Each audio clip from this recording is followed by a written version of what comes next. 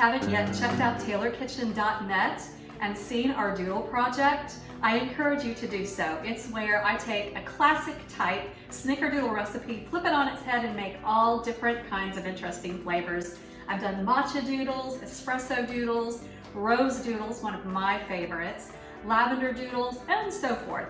So several months ago, my niece Mariah, who lives in Indiana, texted me and she said, I just binge watched every single one of your Taylor Kitchen episodes, and you need to do some pumpkin doodles too.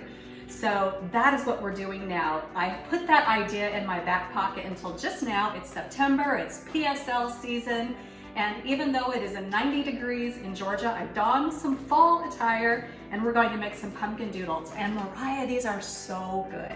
And this is how we get started. I have a 1/4 cup of very soft butter in here, which is how all the doodle recipes start. And I'm going to add in a 1/4 cup of coconut sugar. I like to use this. It's kind of a great alternative to a sugar or a brown sugar. It's lower on the glycemic index, so my husband battles diabetes, and it's a little better when I want to offer a sweet treat without a sugar hit.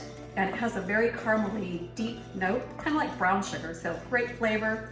Really, really goes well with fall pumpkin spices. So once those are pretty well mixed together, and this is just a batter that you can beat in a bowl, you don't have to get out a mixer or anything. It's very, very simple, which I like. I'm going to crack in an egg and continue to beat that all together. I need a pinch of salt. All right, then we're going to add in some vanilla. I always use vanilla paste. You can use vanilla extract if you want to, about a teaspoon. I usually don't measure vanilla because I like it so well, but this, you can see how thick and viscous it was. It is just a flavor bomb of vanilla. Really, really good.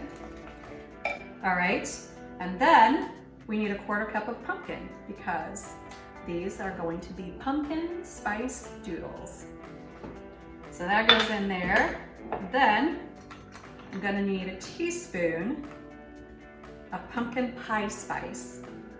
Pumpkin pie spice has allspice, cinnamon, clove, and ginger. You can use, honestly, any combination of those spices and get pretty much the same result. You'll get a fall spice doodle, but they've done all the work for you by combining everything in a pumpkin pie spice blend.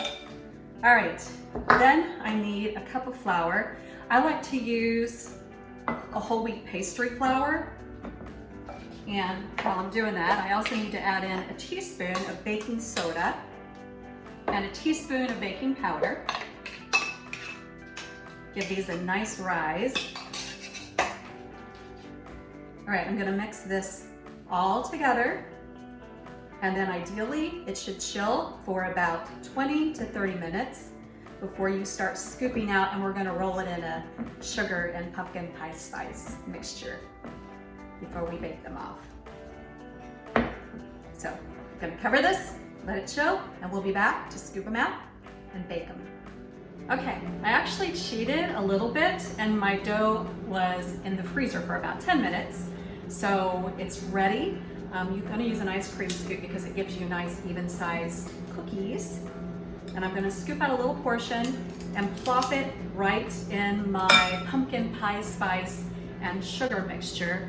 I use a cane sugar for this. I didn't use the coconut sugar because I think the cane sugar gives it a little crispier exterior, which I love, the little crunch of the sugar granules. And then right on my baking sheet, I always use a parchment lined baking sheet, partly because it helps them not to stick, and partly because less cleanup for me. Actually, I usually do a couple of these at a time, and sometimes this little swirling method is perfect for doing my cookies in the sugar. All right, so I'm going to do a dozen of these for this sheet. All right, there's a dozen ready to go in my 350 oven for 12 minutes. All right, don't those look really good? Hot out of the oven, they smell so good. They smell like fall. So Mariah, I'm gonna take one for the team, trying a hot cookie.